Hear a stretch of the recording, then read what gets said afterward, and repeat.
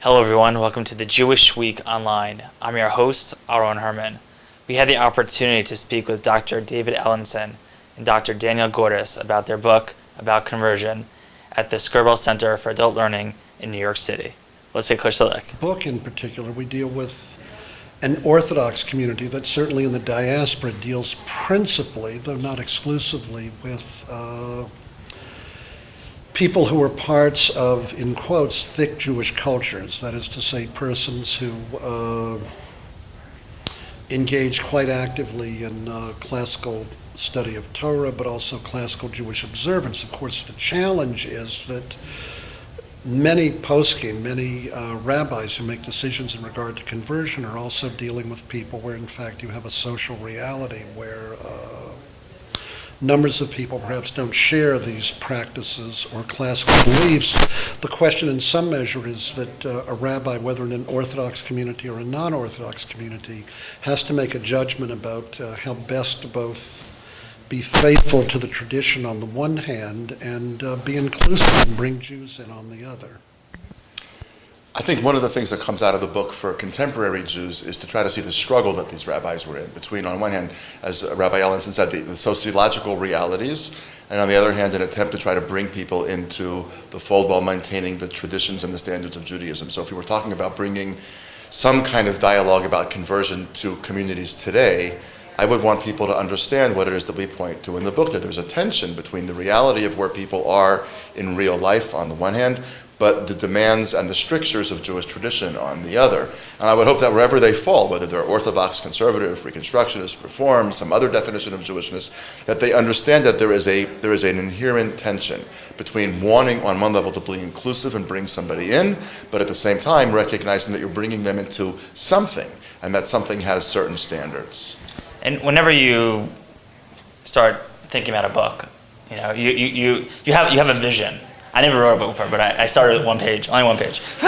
But as you're writing your book, did anything surprise you, or did anything was that moment where you're we need to divert from this or go further into a certain subject? I think the overarching trajectory of the book, direction of the book, remained much the same. On the other hand, what we did begin to discover was that there was more and more material and frankly more and more nuance than I think we imagined at the very beginning. And it actually became an interesting adventure to look at the plethora of materials, but also to understand the importance that different contexts played.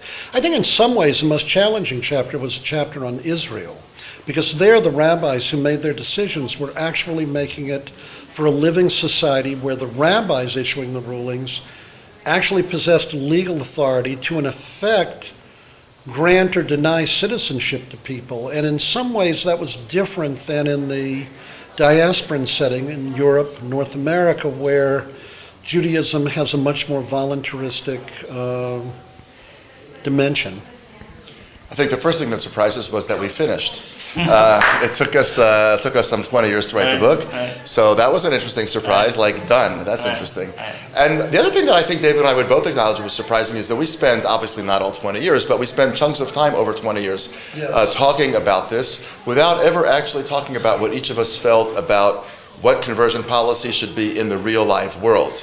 And it's interesting that you can get so buried in studying these ancient texts and more recent texts, but thinking about these Orthodox poskim in their own context, that two people who share a lot about the Jewish world but don't agree about everything actually could spend so many hours together thinking about conversion and never actually saying, but I think and you think and so on and so forth. And I think it's only actually after the book has come out that we've become alerted to the fact that we never discussed it, and now we're starting to. And it's not completely surprising that given Rabbi Gordis's approach to Judaism and my own approach, I think there are significant overlaps that my definition of where boundaries might be and the desire to be inclusive is probably more lax, lenient, broader than perhaps his is. But on the other hand, I do think we're working in the same dialectic.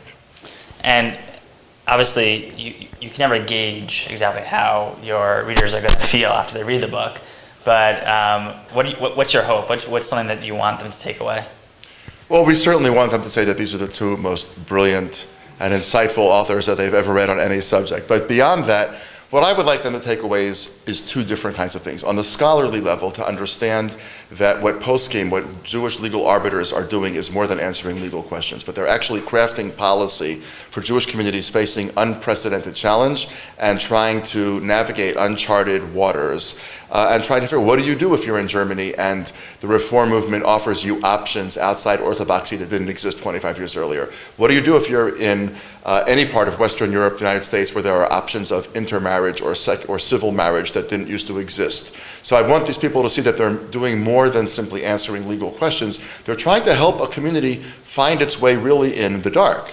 And the other thing that I'd like them to see is that you have a Reform rabbi and a conservative rabbi talking about Orthodox rabbis and their views on conversion. That's a kind of a trans-denominational or all-inclusive sort of conversation that I personally think is far too lacking in the Jewish world today, both in America where David lives and works, and in Israel where I live and work. And if that can somehow be a model to people, that people outside the Orthodox community can take Orthodox texts seriously, and perhaps one day people in the Orthodox community would take as well non-Orthodox texts seriously, that I think would be a huge step forward for the Jewish community, and I think we both feel gratified if that happened. Yeah, I think Danny put it really quite well. If that were to happen, I would be elated. I do think that one of the issues that you would see is that Judaism really is an ongoing kind of tradition, and that individuals really are engaged in active conversation with the tradition, and that each generation has an obligation to both be faithful to the tradition and take the values and principles inherent in it and apply them to the challenges of a contemporaneous era. Quite clearly, one other thing I